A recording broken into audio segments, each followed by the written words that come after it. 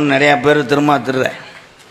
ஆனால் சாமி நினச்சின்னா உன் பரம்பரையே காலி பண்ணி விட்டு 21 வருஷமாக நாடக உலகத்தில் என் சாமி துணை இல்லாமல் இந்த போராமல் பிடிச்ச உலகத்தில் நான் ஒரு ஆள் வாழ்ந்துக்கிட்டு இருக்கேன்னா என் சாமி தான். யாருக்கு போராமல் இல்லை? இங்கே இருக்க எங்கள் அண்ணன் தம்பிகளுக்கெல்லாம் போராமல் இல்லை. உனக்கு தெரியலை, செய்வனை வைக்கிறாங்க, உனக்கு தெரியலை.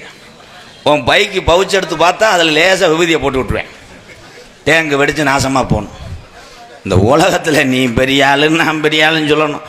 இது தாண்டா நம்ம குலசாமி, இது தாண்டா உங்கள் அப்பேன், இது தாண்டா உங்கள் மாமே, இது தாண்டா உங்கள் சித்தப்பேன், இது தாண்டா சொந்த வந்தனும் உலகத்துக்கு அடையாளம் காட்டின பெத்த தாய் இதே தெய்வம் உலகம்.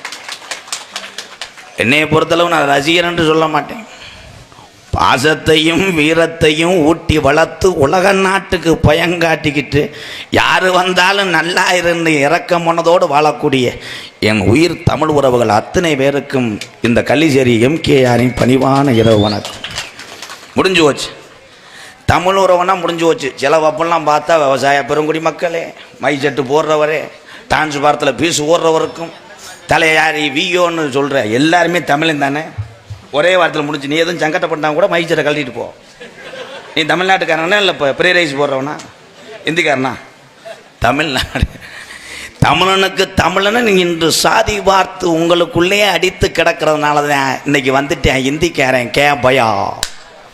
யார் கேப்பையா? கேப்பையாவா? வாடா தம்பி இந்திக்காரா. போகும்போது ஏதாவது ஒரு பொம்பளை தள்ளிட்டு போகலாம்ட்டு அநியாயம் பண்ணுறாங்களா? ப்ரே ரைஸ் போட்டுக்கிட்டே இவங்க ஏதாவது அத்துட்டு போயிடுறாங்க.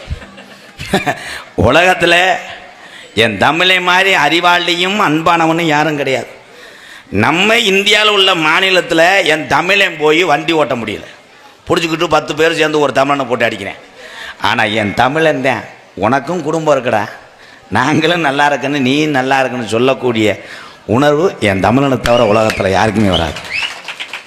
அதெல்லாம் சிந்திச்சு பார்க்கணும். இங்கே உட்காந்துருக்காங்க இந்த வெள்ளை வேஷ்டி கட்டிட்டு இங்கே எங்கள் ஐயாக்கெல்லாம், இவர்களுக்கு தான் தெரியும் இந்த கிராமத்தை வழிநடத்தக்கூடிய அந்த வலியும் வேதனையும் அவர்களுக்கு தான் தெரியும். இப்போ உள்ள இளைஞர்கள்லாம் தெரியறதில்லை. பெரிய ஆள் கூப்பிட்டுட்டே அங்கே யாரா இளைஞர் நிற்கிற, இந்த பந்தியில் தண்ணி ஊற்றுனா என்ன ஊற்ற முடியாது, என்ன செய்வ? ஊற்ற முடியாது, என்ன செய்வேன்னா திருப்பி அந்த பெரிய மனுஷனே தூக்கி ஊற்றுறார். எதிர்த்து பேச முடியல. அப்படி பேசினா 2 பேரும் மறைச்சிக்கிட்டு அடிக்கிறாங்க. என்ன காரணம்?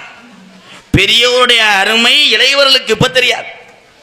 அவர்கள் வயது எந்த வயதோ அந்த வயதை நீ எட்டும் பொழுதுதான் அவர் பட்ட கஷ்டத்தை நீ உணர்வாய். என் அன்பு இளைய சமுதாயமே, இன்னொரு வாட்டி சொல்லு. நீ தண்ணியை பிடிச்சி நக்கிக்கிட்டு சொல்லுன்னா பெரிய ஆள் பெரிய மாள் மாதிரி இருக்கணும். ஒரு ஃபங்க்ஷன் வந்துச்சுன்னா இளைஞர் தண்ணியை போட்டால் செருப்பை கழட்டி அடிச்சுட்டு போடா முண்டைன்னு சொன்னால் அவன் பயப்படுவேன். நீ போய் தண்ணியை போட்டுக்கிட்டுன்னா அப்போ வெதரை பிடிச்சி தான் எழுப்பேன். பெரியவர்கள் பெரியவர் மாதிரி நடந்து கொள்ள வேண்டும். இந்த உலகத்திலே இனிமே